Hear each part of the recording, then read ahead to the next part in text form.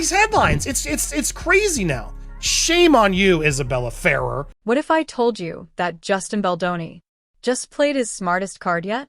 A move so sharp it could erase Isabela Ferrer from the entire case. This isn't just about court filings. It's about pulling the rug right out from Blake Lively's secret connection. Everyone thought Fa was the key witness, but Baldwin is flipping that script. Why would he want to silence her if she held the truth? And more importantly, why is Blake Lively fighting so hard to keep her in play? Now you're like trying to paint him as this harasser because he subpoenaed you? Blake Lively subpoenaed you first! Make it make sense. So she's not harassing with her subpoena, but Justin Baldoni is. And now your lawyer is in conversations with Justin, but he won't accept it because he's got to find you first. This ain't Where's Waldo, girl. This is a real deal important battle, and you were there. Granted, you were there for 4 days, but Blake incorporated you more in the after fact. And so blame her. Don't blame him. Unless you got an issue with him, then just tell us. This weird playing in the middle and allowing the press to now go negative on Justin without you ever even saying whether he did anything on set and whether Blake's telling the truth or not is kind of shocking. If you don't know, then say that. That's another answer. I don't know. I wasn't there. I didn't hear any of this. I don't know. I suspect she doesn't want to do that because then she'll go against Blake and Ryan, who are very powerful. So that's why I've always thought, well, she's in a tough spot. But this response from her, shame on you, Isabela Ferrer. So why is everyone suddenly whispering about a single piece of paper, not because it's thick with legal jargon or because it was filed in some secret chamber? This was an ordinary court filing on the outside. But the moment insiders caught wind of what was actually inside, the buzz started spiraling faster than anyone expected. Think of it as a courtroom, grenade hidden in a stack of official pages, silently waiting to explode. And when it went off, the debris didn't just scatter. It landed right on Blake Lively and Isabela Ferrer. At first glance, most people assumed it would be minor paperwork, just another bland filing, tucked into a long legal battle. Lawyers shuffle papers by the pound in cases like this, and usually they don't mean much outside the courtroom. But then came the details, and those details weren't about scheduling or procedures. They carved a path straight into whispers of a connection most people didn't even know existed. Suddenly, what should have been a forgettable stack of papers became the only thing anyone in Hollywood wanted to talk about. Here's the twist. It wasn't just about dry case updates. The documents went out of their way to mention Isabela Ferrer in a way that repositions her from bystander to potential keyholder. Not a mere witness, not just a name on a list, but someone tied to Blake in ways the public hasn't been told. And this is where Baldwin's camp looked almost gleeful. To them, it wasn't just a line in a filing. It was a trap cleverly set in plain sight. Hollywood veterans have seen it before. Sometimes a lawsuit turns not on shocking testimony, but on a line buried in paperwork. Think about those famous defamation cases or those contract disputes that spiraled not because of the headline claims but because of a single attachment. This filing had that same energy, the quiet piece of evidence that could spin the whole case around, which raises the question, if Blake had absolutely nothing to conceal, why is Ferrer's name suddenly threaded right through the middle of it all? That's the nerve Baldwin's lawyers touched. They're selling this not as self-defense, but as strategy, showing the world they're several steps ahead, even inside the courtroom battlefield, by dragging Ferrer into the open, whether Blake likes it or not. The papers hint at something deeper than anyone outside expected, and that's the real sting. Ferrer isn't in the shadows anymore. She's teased in this filing as the one carrying a secret, the one whose role could change everything. But where did this quiet connection first spark? For that, you have to Rewind to an eyebrow-raising subpoena. Let's get to part 2 of this story because this is the response to that. Dear Judge Lyman, it's counsel for Wayfair Studios, Justin, everybody, etc. We write in response to Isabela Ferrer's opposition to the Wayfair party's motion to serve her by alternative means for the pendency of this action. The opposition is primarily an inappropriate attack on Mr. Baldoni and his counsel in violation of the order dated on August 8th, relating to matters not before the court, i.e. the indemnification issue, meaning that Justin's team should pay for this because this is a movie issue, but it's not really what indemnification usually typically covers, as Ron Zambrano has told me. It's irrelevant to whether Ms. Ferrer should be served via alternative means. That's what this is supposed to be about, that we can serve her via her attorney and not have to track her down as her lawyer's requesting when we've now gotten in contact with the lawyer. Ms. Ferrer played the role of young Lily in the film. After Ms. Ferrer completed her work, she expressed her gratitude, which we read on the last video, how she had an incredible experience and how Justin created a comfortable, safe space for her. This paragraph, they basically talk about, like, I assume, because it's redacted, according to the amended Lively disclosures, she identified, I'm assuming this is personal details or addresses in order to explain why they sent it to the places they sent it to. They then continued in February 2025. Ms. Lively issued a subpoena to Ms. Ferrer, who was represented by Mr. Michelman. Presumably, Mr. Michelman accepted service of the subpoena on Ms. Ferrer's behalf without objection. In July 2025, Wayfair parties subpoenaed Ms. Ferrer for documents that she either neglected to produce or were not requested by Ms. Lively's subpoena. Now, this is interesting. Does that mean she did give Blake some stuff, which then Justin now did get from Blake's team? Because you're supposed to share. That's where I am a little unconfused of, well, what do you already have? Now, they're being a little vague on that, to be fair. At the same time, they're allowed to ask, as Ron Zambrano told me, like, this isn't out of the realm of something that's unusual.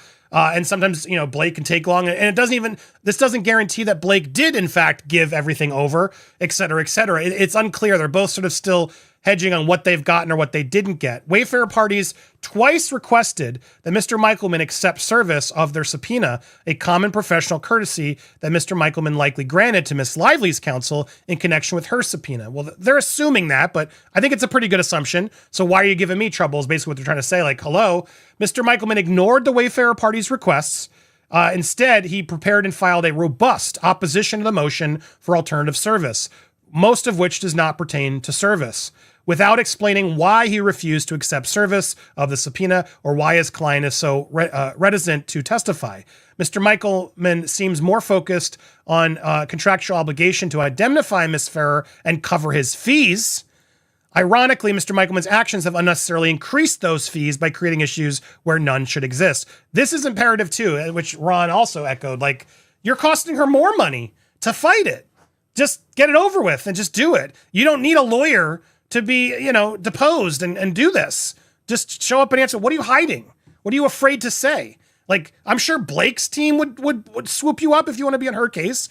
And if you don't, you go on Justin's case. This whole meet in the middle thing, enough already. Enough, girl. You got to make a decision. That's the problem. I don't think anything happened. Or Blake sort of put something in her head that she now thinks, oh yeah, I guess. And now she's stuck in this middle zone. And I still would have been on her side and felt for her. But to allow the lawyers to basically put out a whole press release to destroy Justin over it, shame on you. Shame on you for allowing. Back in February, Blake Lively pushed harder than anyone expected. She didn't just file motions or broad requests. She went straight for a subpoena aimed directly at Isabela Ferrer. And the question hanging in the air is simple. Why? Out of all the names she could have pulled, why zero in on Ferrer at that exact moment? It wasn't random. It wasn't routine. And it was far too pointed to brush off as legal noise. The timeline here makes it even stranger. The subpoena went out, and at first, Ferrer's lawyer didn't raise alarms. He actually accepted it on her behalf, without much fuss, almost like it was just another line in a stack of documents. But here's where the confusion starts. If it was truly routine, why did things later grind to a halt? Why accept service in February, only to shift gears into full resistance a few months later? Something clearly changed. And it didn't change by accident. And we're not talking about simple requests like email threads or calendar notes. Blake wasn't asking for a Christmas card list. She wanted very specific documents that might illuminate private exchanges, communications that connected dots nobody was supposed to Connect. That's what made it unsettling. These weren't files that could be shrugged off as irrelevant.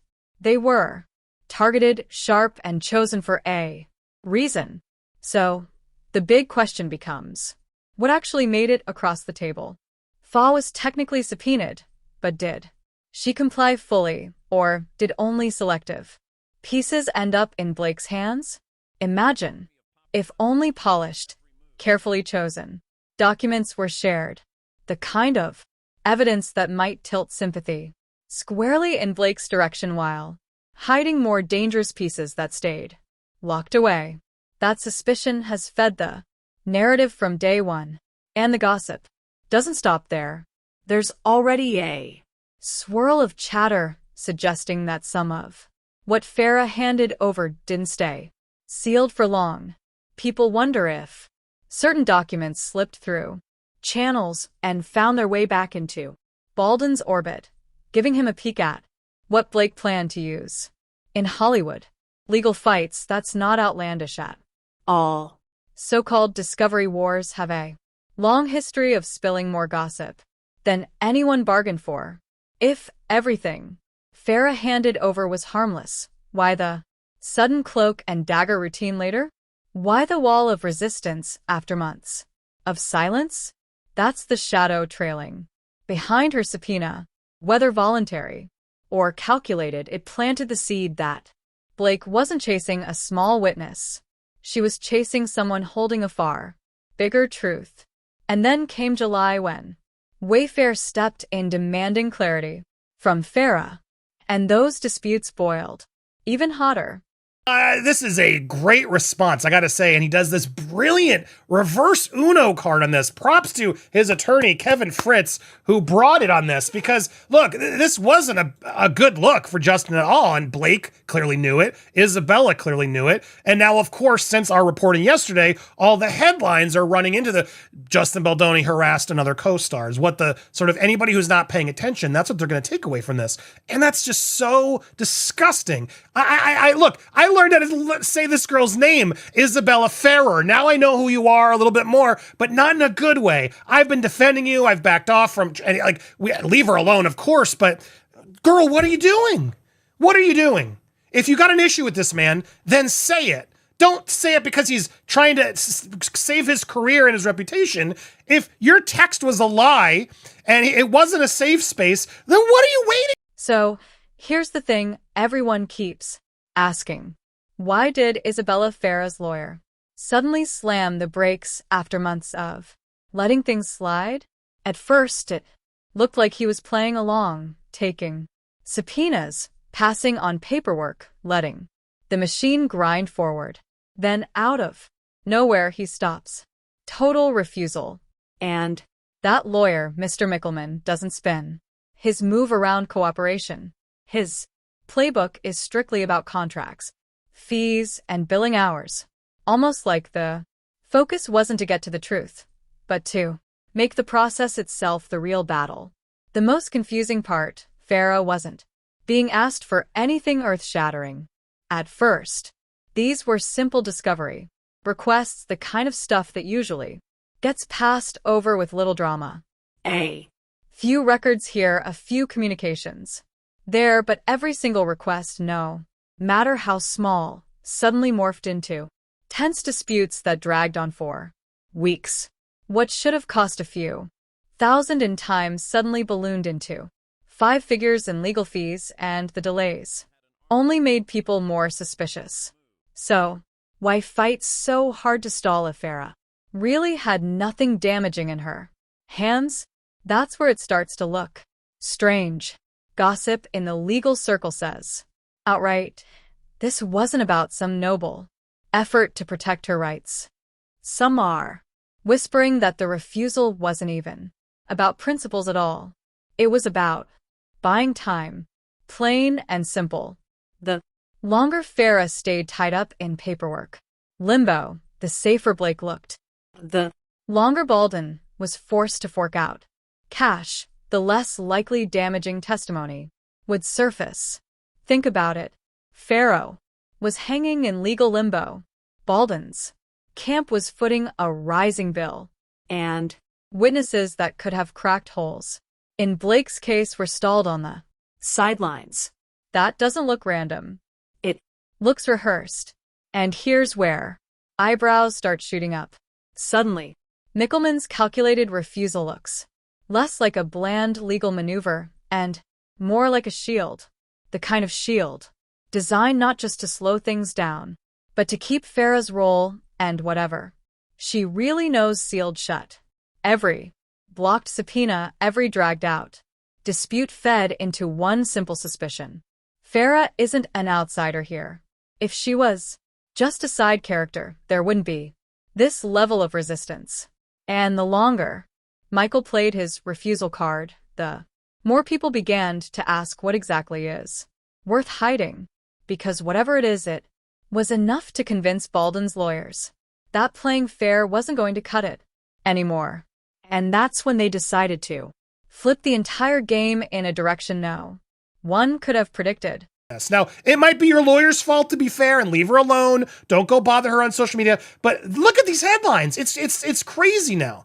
And some of them at least include the subpoena part of it, so people can go, well, how is that harassment? I mean, this isn't harassment. What Blake is doing with all her 100+ subpoenas to content creators, that's harassment in my opinion. She knows she can't go after content creators. She's not going after people in TMZ and real outlets, because if they did, they'd reveal. I remember Harvey Levin of TMZ literally said it. You both have talked to me, so don't you dare bring me into this battle. He kind of threatened them both. Like, you want me to expose you both? Because I can. That, obviously, both sides have been there marketing defenses. That's what they did. What if the strongest legal move isn't about producing evidence or grilling a witness, but removing that witness from the equation entirely? That's the curveball Justin Baldwin's team just threw. Instead of chasing Isabela Ferrer's testimony, they offered a bold stipulation. And let's cut her out of the case altogether. not One document from her, not one word of testimony, nothing. Imagine how jarring that sounds, especially after months of legal fighting that centered her so heavily. And this instantly raises the most obvious question. Why would Baldwin's lawyers want to erase her presence unless they thought she was holding something unpredictable, maybe even dangerous? It's hard to see through the noise, but tactically it's like removing the most threatening chess piece from the board before it can even move. not by defeating it, but by stepping in and saying, we're not playing with that piece at all.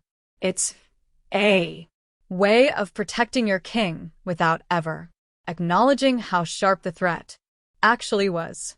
The gamble is real. if The court signs off. Blake suddenly loses her secret weapon. Farah goes from being the name everyone kept circling to somebody who isn't even allowed to tiptoe into trial. But on the other hand, Baldwin risks looking like he's dodging. The danger of this maneuver is perception. Does the public see it as smart strategy, or as proof he was desperate to bury a damaging voice? That's the fine line. And let's not overlook the brilliance baked into it. This isn't just legal maneuvering. This is reframing. By asking for Fa to be shut out, Baldwin's camp positions her not as a poor witness silenced by a powerful defendant, but as an unnecessary barrier to a clean courtroom fight. Suddenly, Farah doesn't look like someone being kept from speaking. She Looks like clutter stopping both sides from sticking to the heart of their cases. Of course, perception is half the game here. Headlines don't read.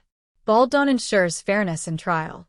Headlines scream things like, Baldwin cuts out key witness. And if you scan through past celebrity showdowns, you'll Find plenty of examples where the decision to exclude a witness shifted the momentum overnight. When the scope of testimony changes, so does the narrative. So Blake now faces a boxodon choice.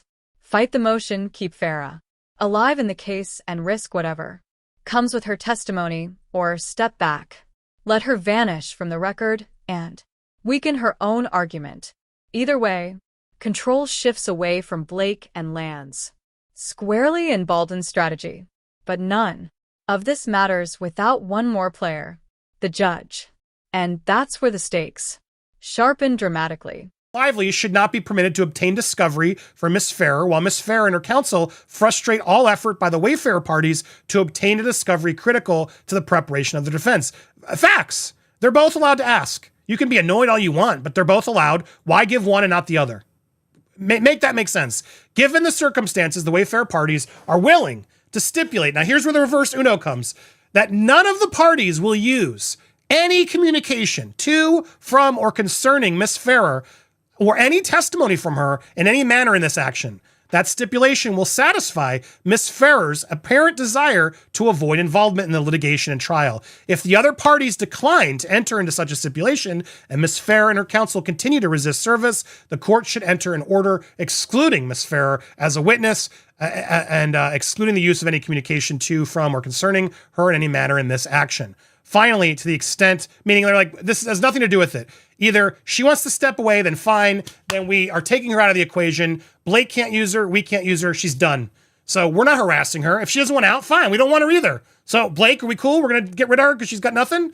It's a very smart move. It does seem to imply a little bit that maybe they have something to hide, but they sort of walked into it. Blake and Isabela, I think, walked right into this, and now it's a brilliant legal move, I think, to say, well, fine then, let's not use her. Because we don't need her, and you clearly, we don't believe the things she's telling you or that you've put in her head, so let's just remove her. Okay. Who really gets the last word here? The judge with the gavel or the headlines racing across every gossip feed? That's the blur right Now, on one hand, Judge Lyman technically controls the record, the motions, and the rulings. But outside that courtroom, the story already feels settled for most people because the chatter has written its own verdict. the Tricky part is that Lyman's history doesn't make either side feel safe.